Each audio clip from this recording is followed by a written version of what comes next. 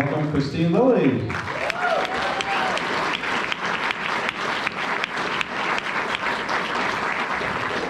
Hi, everybody. I just had the young ones. They were so little, and you guys are so big. Okay, I'm going to do just a little bit of quick little history of my career, and then do some questions for you guys, because I know there might be some more specific things that you guys are focusing on, and I know your panel has all the answers for the college stuff. I'm learning all this stuff now because it's changed so much. But just a little history of my career. I grew up in Connecticut, and went through the school systems in Connecticut, and I made the national team when I was 16, so I know there's some 16-year-olds here, and my life changed.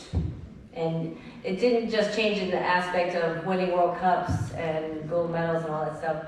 It changed in the aspect that I was now a part of a group of people that look like me. So when I was growing up, besides the fact you guys have all these opportunities, there wasn't a lot of girls soccer going on when I grew up, so I was playing with the boys from 2nd to 8th grade.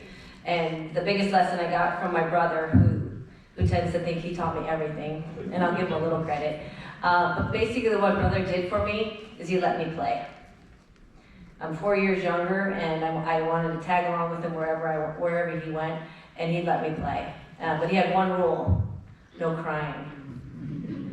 And I think he would have said that if I was a boy, girl, it doesn't matter. You don't want a little sibling around crying if they're out playing with their big brother. So basically he gave me the opportunity to do whatever he did. So whenever I got in a situation where I was like, there wasn't girls, there's boys, I was like, I can do that because no one's telling me I can't. So that was the first lesson I got, that I could do anything I set my mind to. And then when I was 16, I made the national team. I was like, okay, now I'm a part of something I didn't even know existed. So when I was growing up, the national team wasn't even there. In 1985 it started, and I made the team in 1987. So I was a part of the growth of the team. So I made the national team first, and then I went to college. I was junior year in high school, and I made the team, and I went on my first trip to China. And when they told me that I got asked to join the team, Anson Dorrance was the coach at the time, who was the coach at University of North Carolina. He's like, okay, we'd like you to come to China on our trip in 3 weeks. I was like, okay, I gotta ask my parents. This is a decision I can make. So I call home, and my parents are clueless on soccer. And I was like, Mom and Dad, I made this team, but guess what? They want me to go to China. Is it okay? They're like, yeah. I'm like, what? You're gonna send your kid all the way to China? You don't even know anybody. So they were supportive, obviously, in the whole thing. And then my life changed. And how it changed was basically, I was now surrounded by people that were like me. So growing up, I was playing with boys, and no one had the mentality. Some of the girls I played with but didn't have that competitiveness and wanting to win all the time and get dirty and sweat. So then I made the national team, and all these women wanted to do that, and they wanted to kick my butt in the process. And I was like, this is incredible. All these women want to work, they want to compete, they want to have fun, they want to win. And that's where my life changed. And from then on, 23-year career with the national team, and then I headed to University of North Carolina when I graduated high school. And in the same aspect there, I was surrounded by people that wanted to compete and wanted to win. North Carolina had a history of already winning, so I was going into a program that had it, and I had to figure out how I was going to fit within it. And what I learned is when you step out on that field, you got to compete. There's no room for just just out here playing. If you want to be on the field playing, if you want to support your teammates, you got to put the effort in. So quickly learned that, both on the national team and at North Carolina. And then just also found out being part of a team and how a group of girls could come together that are all fighting for a starting position, because everybody wants to be on the field, but also everybody wanting to win. So balancing that efforts and coming together for a common goal of winning was really something incredible to be a part of, not only in North Carolina, but on the national team. And I think the success we had back in my time playing, and also if you look at the success the team has had right now, there are so many elements that make that team successful. You have these great players, but if you're not looking out for the best interests of the team, that team's not going to be successful. So you see these players doing the work on the field and working hard and winning, but in the practices where this team comes together. That's where we came together on the national team, pushing each other. So what's your name here in the front? Taylor. Taylor. So Taylor and I are out in the field, and we're going against each other. And if I'm not giving 100%, I'm not helping myself, but then again, I'm not helping Taylor be better. So that's not helping my team be better. So when you guys are out there, you're competing. I know sometimes girls are afraid to beat their friends, but you want to compete. Because in the end, you're helping your team be better, and you're helping yourself be better. And then after, you guys can go get ice cream or whatever you do and say, I beat you, and then the next day they're gonna be like, I beat you. And that's the competitive nature that's healthy. And that's the stuff we need to compete when we step on the field together. And that's what I learned on the national team.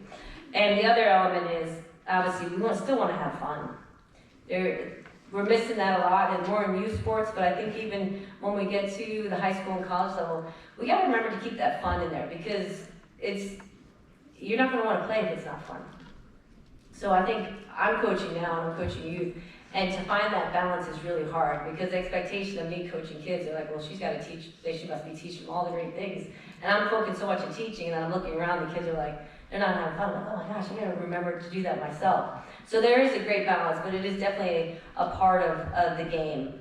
And the thing I'll touch on is setbacks, and not everything going smoothly.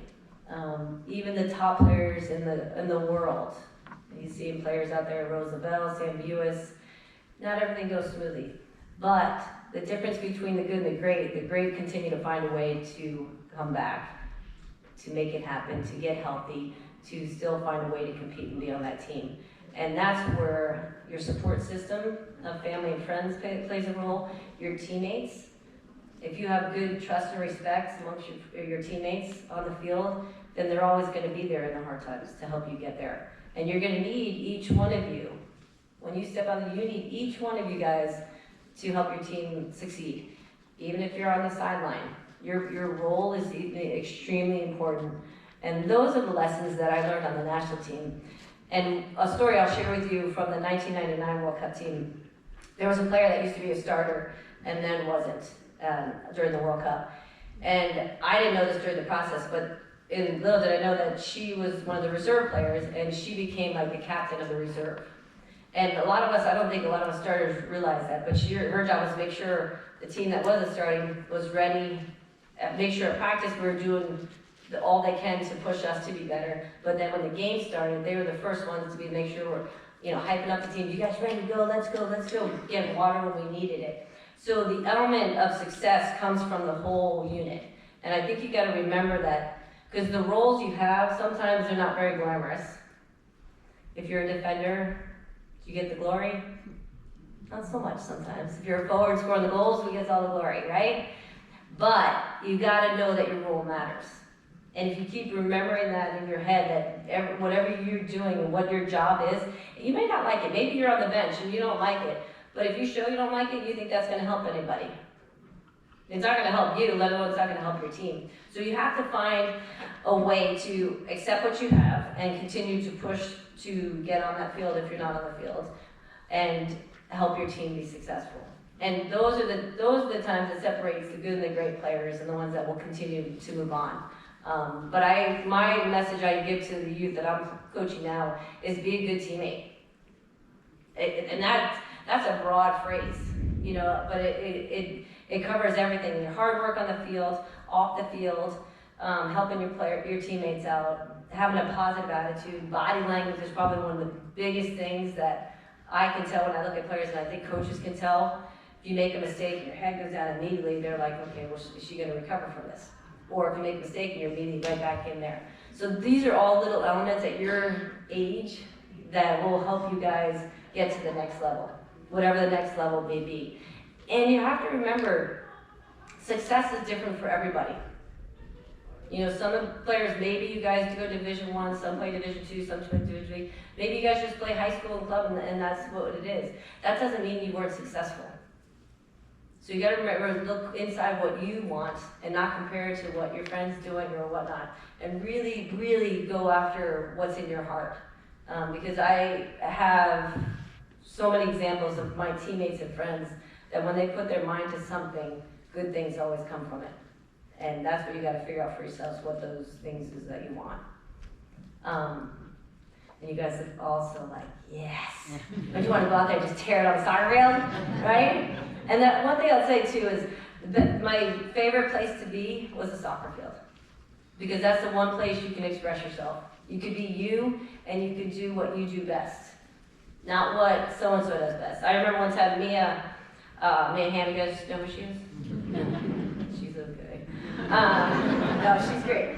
But I remember sometimes I'm watching her on the field, and I played behind her. I was using midfield or left side, and I would catch myself just watching her, and I'm like, oh my gosh, get your head into the game. Or even sometimes at practice, I'm like, gosh, Mia does this so well, maybe I should do that. And then I would try to do some things she does, and I wouldn't do it as good, and I'm like, gosh, I stink. And then I'd like, hello, that's not your strength. So you really guys have to know your strength, and that's not like a cocky thing, that's knowing what you do best. And I always have players focus on what you do best, because if you could do that better than anyone else in the entire world, there you have it. I was one of the fittest players on the national team, probably one of the smallest, but no one was fitter than I was. I was a lefty, and there wasn't many lefties, so that helped me.